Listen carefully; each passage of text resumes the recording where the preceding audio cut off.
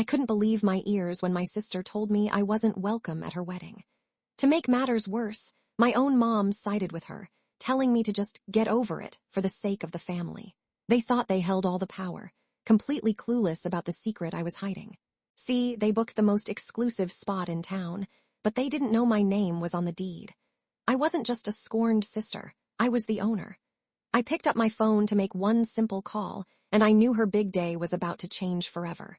The conversation had turned toxic faster than I expected. I grabbed my jacket from the rack and didn't bother saying goodbye to anyone inside. My hand gripped the cold brass handle, and I pulled the heavy oak door open with urgency. The satisfying slam that followed echoed down the quiet suburban street. It was the only way to express the anger boiling inside me without screaming. I stood on the welcome mat for a moment, letting the silence wash over me. I stepped off the porch and moved quickly toward the street where my sedan was parked. Behind me, the front door creaked open again, breaking the brief moment of peace. My mother stood there, her voice raising in pitch as she yelled something about selfishness and family duty. I didn't stop to listen to the specific words she was throwing at my back. Her opinion had lost its value the moment she told me I didn't matter. Reaching my car felt like reaching a sanctuary. I fumbled with my keys for a second before the lock finally clicked open. The leather strap of my handbag caught on my sleeve, adding to my frustration. I yanked it free and tossed the bag onto the passenger seat harder than I intended. It slid across the upholstery and hit the far door with a thud. I just needed to get behind the wheel and put distance between us. Once inside, I leaned across the center console to open the glove compartment. Buried under the vehicle registration and old receipts lay the document I had been saving for this exact moment. I pulled the folded paper out and smoothed it against the steering wheel. This piece of paper was the only leverage I had left against them. It was time to remind everyone who actually held the cards in this situation. The ink on the bottom of the page was clear and legally binding. My sister had signed her name right next to the clause regarding cancellation policies.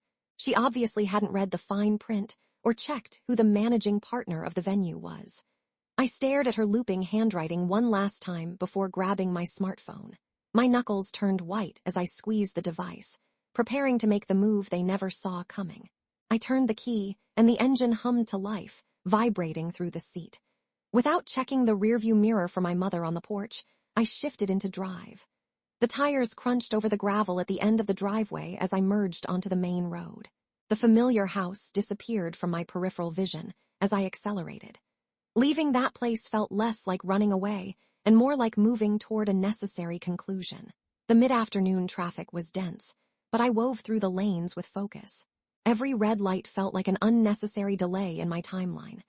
Buildings grew taller and crowds thicker as I approached the city center. Eventually, the congestion eased as I turned toward the historic district on the outskirts. This area was known for its renovated warehouses and high-end event spaces. I knew exactly which street led to the location of the impending disaster. I bypassed the main entrance and circled around the block to a side street. There was an empty gravel lot used for overflow parking that sat directly across from the venue. I killed the engine and positioned the car so I could see the front gates clearly. From this vantage point, I could watch everything unfold without being immediately spotted. It was the perfect spot to witness the consequences of their betrayal. Activity at the venue was already in full swing. Several large white vans with the catering company's logo backed up to the service entrance. Staff members in black uniforms hurried back and forth, carrying trays of hors d'oeuvres and crates of champagne. They were setting up for a celebration that was supposed to be the highlight of Emily's life. Watching them work so hard for an event that wouldn't happen gave me a strange sense of satisfaction. My chest felt tight, so I inhaled deeply to steady my racing heart. The screen of my phone was still lit up in my hand. I scrolled through my contacts until I found the entry labeled Venue Management. This wasn't a social call or a simple inquiry about the schedule. I pressed the call button and listened to the dial tone, knowing there was no turning back now. The phone rang twice before a professional voice answered on the other end. I skipped the pleasantries and got straight to the point of my call. I stated my name clearly and provided the specific ownership code associated with the building. The manager's tone shifted instantly from polite customer service to attentive deference. He hadn't expected to hear from the silent partner on a busy Saturday afternoon.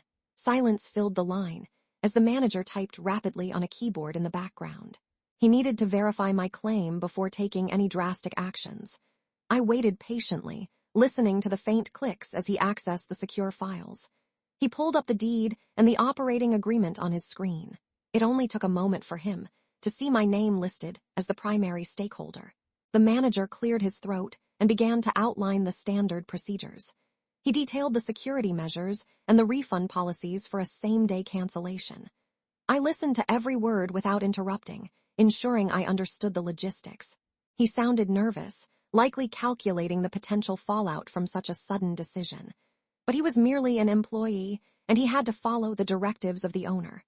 The most important piece of information came next. He read the clause that gave me absolute authority over the premises. As the owner, I could revoke the usage rights of the venue at any time for any reason. He confirmed that I had the legal power to terminate any event contract without prior notice. The contract my sister signed included this specific stipulation.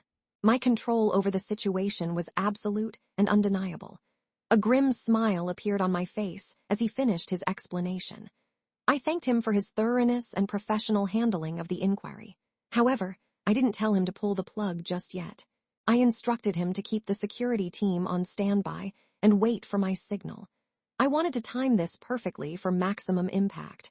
Cars started lining up at the valet station in front of the building. Men in expensive suits and women in colorful gowns stepped out onto the sidewalk. Small groups formed near the entrance, chatting and checking their watches. The anticipation in the air was visible even from across the street. They were all ready to celebrate, completely unaware that the party was already over. A long-stretch limousine pulled up to the curb, drawing everyone's attention. The driver opened the rear door, and a cloud of white fabric emerged first. Emily stepped onto the pavement, looking radiant in her custom-designed wedding gown. She beamed at the crowd, soaking in the admiration of her friends and family. It was the moment she had been dreaming about for years. The bridesmaids surrounded Emily, adjusting her train and fixing her veil.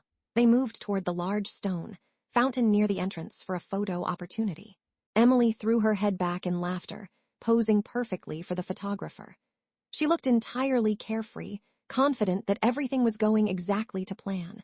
Seeing her so happy while she excluded me from her life hardened my resolve. I had seen enough from the sidelines.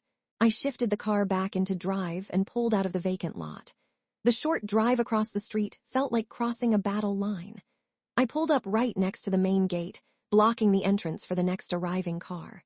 Several guests turned to look at my vehicle with confusion. It was impossible to ignore my presence now. I lowered the driver's side window as the security guard approached. He looked annoyed, likely preparing to tell me to move along.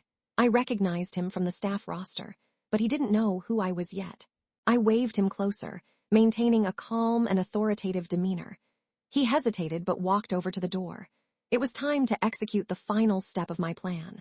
The guard leaned down, and I handed him the document with my signature. I told him to radio the manager immediately to confirm the order. I ordered the immediate cancellation of the wedding.